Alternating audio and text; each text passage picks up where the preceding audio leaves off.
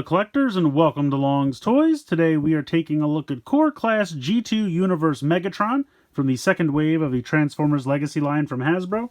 So this was actually the first Wave 2 figure I was able to get my hands on. It randomly went in stock on Amazon. I got this along with Shockwave, but they shipped separately and Shockwave has not yet arrived, so hopefully later this week.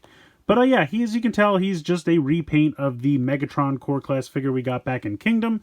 So not a whole lot new going on there, but he does look pretty cool. You have some nice artwork here on the side of the box. And you have that kind of standard Decepticon picture we have on the side of all the Decepticon Legacy figures. Not really too much going on the bottom or top there. You have some nice artwork here on the top of the card. And then spinning around to the back, we have the tank mode and the robot mode. But if you've played with the Megatron from the Core Class Kingdom line, it's going to be exactly the same. So let's go ahead, let's get him out of the box, and let's take a closer look. So here he is out of the packaging, and I think he looks pretty good. They nailed the color scheme as they usually do for G2 Megatron, and the head sculpt looks good. They gave him nice orange eyes, which I think look really good. Nice silver here for the head. That can look side to side. Shoulders here, you have a ball joint, so you can go pretty much out to the side here and all the way forward, but can't really go back because of the backpack piece. He's got a ball joint here in the elbow. No rotation or anything in the hands. Now there is kind of a rotation over here in this hand, but it's really just because of the way it transforms. It's not really like a articulation point. So you got a ball joint over here. The cannon is affixed. You can't take it off. Just like with the normal Megatron Core Class that we got during Kingdom. It's just meant to swivel around. I wish it was removable because I really wanted to try to find a way to use the other gun to put it on the side of his head, because I feel like a staple of G2 Megatron is that shoulder cannon, and he just doesn't have that. It's the same thing, same problem we ran into with the Generations G2 Megatron. He really needs that giant cannon by the side of his head there. But again, here on the chest, we have some really nice paint applications. The torso down here all looks really good. You have a waist swivel right there. Ball joint in the hips, mine are a little loose, so I guess we're already starting to see mold fatigue with this one.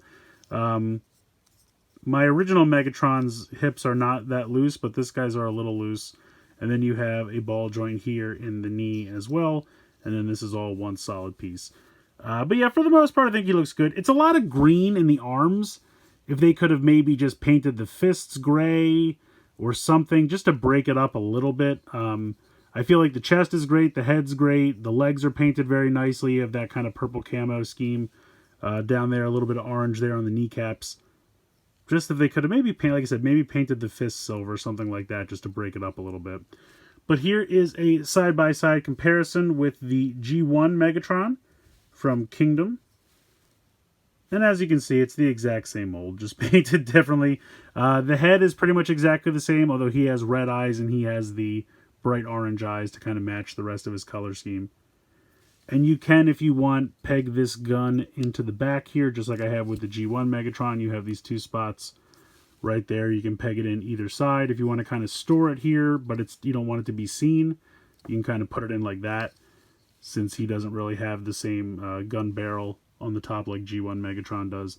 I was hoping, like I said, I wanted to kind of do something with this where I kind of put this up here like this, and then if I could remove this, maybe sit it on top to kind of give me that shoulder cannon look, but unfortunately you can't remove that arm cannon. It's kind of popped on there pretty well. It doesn't I mean, you might be able to force it, but I really don't want to break it. But yeah, for the most part, he looks pretty cool, and they look good side by side, although his leg's coming apart here. Let's get that back together. But yeah, it's very apparent when you put them next to each other that it's exactly the same mold. So we'll go ahead, we will get into the transformation here. Alright, so transformation is pretty simple. If you do have that gun on the back here, just go ahead and remove that. We're going to start by taking the cannon over here on the arm and swiveling that up 180 degrees. And then at this point you can see that there's a swivel here at the wrist, and we want to use that to swivel this around 180 degrees. And the reason it has to swivel there is because you can't really move the cannon. The cannon has to stay over here on the side of the arm. So they swivel that part around to kind of conceal the arm there. And then over here, we're just going to go ahead and rotate at the elbow to accomplish the same effect. So then we're going to take this and kind of unhook this and accordion it up and over. And then we're going to take the arms and lift these around And then this big peg here is going to peg into the side of the cannon there. So bring this around and peg that together. And then under here, we have these two little pegs, which are going to peg there and there. So we're going to bring this down and peg that on top. That kind of snaps in place. We're going to take his waist and we are going to rotate this around 180 degrees. We're going to take this section and kind of bring it down and kind of pop it right about there. Then we're going to pop the legs out from the side. Now you can see there's another hinge right here. And there's kind of a little divot right there, which is going to connect onto this piece here. So when we use the swivel there, you have to make sure that that clips into place first before you clip it onto this peg here, so that that really stays compact and stays together. So we're going to flip this around and snap that into place, and then snap that into place. And then as you can see, we're pretty much done. We're going to bring that gun back in and we're going to plug it in here to the front. So there is our G2 Megatron in tank mode, and it looks pretty cool. I do miss the camo from the entire turret section of the tank. I think that's something that they should have had some, even here on the side of the arms and maybe in the front, just have a little bit of the purple, because it looks great all down here on the bottom section. You even get a little G2 Decepticon symbol right there, which looks great. And the tank treads and everything are painted very nicely. There's no wheels or anything, and you can just kind of see his head hanging out there with his chest. But yeah, and also I really don't like that the gun is a different color than the barrel here that was on his arm. I feel like just for sake of uniformity, they should have just molded this out of purple plastic, because they've already molded this out of purple plastic, at least I think. Pretty sure that's just molded out of purple. It's not painted purple. I could be wrong about that. That might be a painted piece, but in either case, even if they wanted to mold this out of green and then just paint it purple, just because I feel like the entire cannon should be the full consistent purple. That's how the original toy was. And also I just think it looks kind of weird. It kind of makes the barrel of the gun blend into the top of the tank, especially because they don't have any of that purple camo up here. But I get that it's, a $10, $12 toy, so they have to make some cuts, but I feel like I could have lived without the purple camo on the top if they would have just made this either out of purple plastic or painted it purple, just so that that was kind of uniform. Now here it is with the, again, G1 Megatron from Kingdom. And they had kind of the same similar issue here where the gun and the cannon weren't exactly the same color, but I feel like this is a lot closer. Kind of a dark gunmetal gray and black, go a little bit better than the much more jarring difference of the purple and the green. So I feel like I can kind of forgive it here because they're all kind of a similar color, whereas here it's very obvious.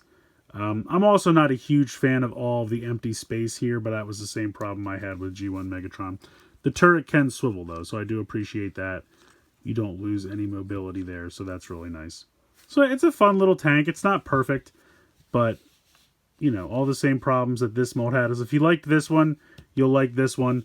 It's just a couple of paint things, and again, what really bothers me is the two pieces of the cannon being a different color. Just seems a little weird to me.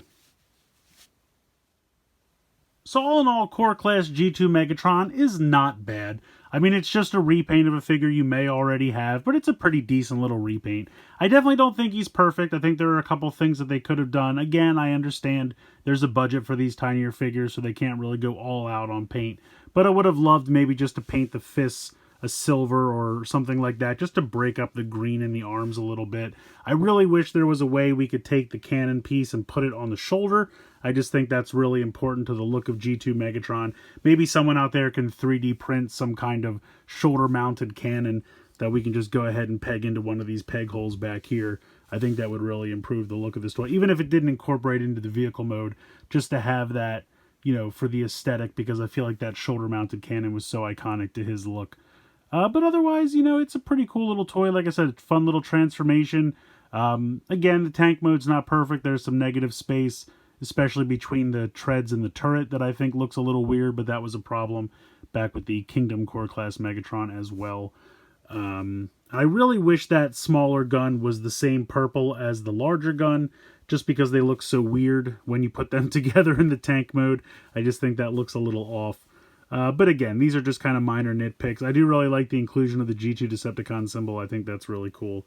And if you just want like a fun little desk buddy G2 Megatron, I think this guy definitely fits the bill. So for the budget, for the price, you know, $10, $12, whatever these are up to at this point, I think it's a fun little repaint. But, you know, do you absolutely need it? I would say definitely get yourself one version of this mold, whether you already have the Kingdom one, maybe pass on this one. I mean, if you love G2 stuff, go ahead and grab him. He's not too expensive. He's definitely fun. But I am already noticing kind of like some mold degradation just because... you know, like I said, the hips are really loose on mine. The shoulders don't necessarily always snap together as well as they should. Just seems a little bit more floppy in general than the first use of this mold is G1 Megatron. So again, just something to be mindful of if you're deciding to pick this guy up. But I still think he's a pretty good time. And, you know, definitely worth checking out, especially if you're a G2 fan. Then I say go ahead and definitely grab this guy. So let me know what you guys think in the comments below. Please like, share, and subscribe. Hope you guys enjoyed the video. And as always, thanks so much for watching.